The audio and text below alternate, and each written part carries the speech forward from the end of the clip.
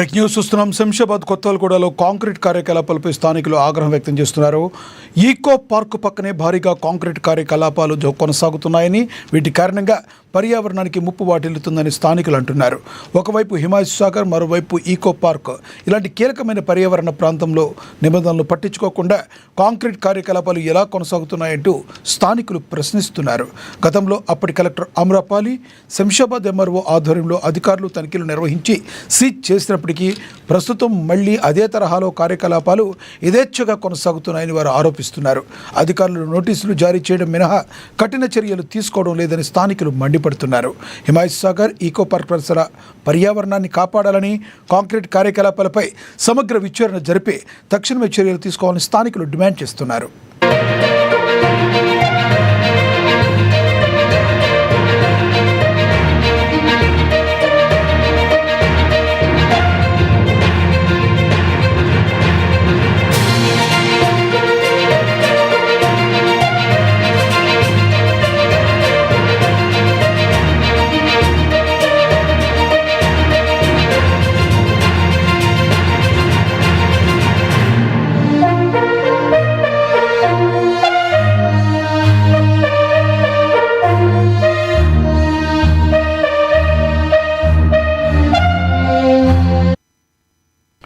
Shamshabad కొత్తగూడలో concrete కార్యకలాపాలపై స్థానికులు ఆగ్రహం వ్యక్తం చేస్తున్నారు.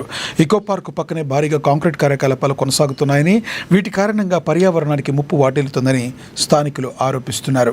ఒకవైపు హిమాయత్ సాగర్, మరోవైపు ఈకో పార్క్ ఇలాంటి కీలకమైన పర్యావరణ ప్రాంతంలో నిబంధనలు పట్టించుకోకుండా కాంక్రీట్ కార్యకలాపాలు ఎలా కొనసాగుతాయంటూ స్థానికులు ప్రశ్నిస్తున్నారు. గతంలో అప్పటి కలెక్టర్ అమ్రపాలి, శంషాబాద్ ఎంఆర్ఓ ఆధ్వర్యంలో అధికారులు తనిఖీలు నిర్వహించి సీజ్ చేసినప్పటికీ ప్రస్తుతం మళ్లీ అదే తరహాలో కార్యకలాపాలు కొనసాగుతున్నాయని వారు అంటున్నారు. అధికారులు నోటీసులు జారీ చేయడం మినహా కఠిన చర్యలు తీసుకోవడం లేదని స్థానికులు మండిపడుతున్నారు.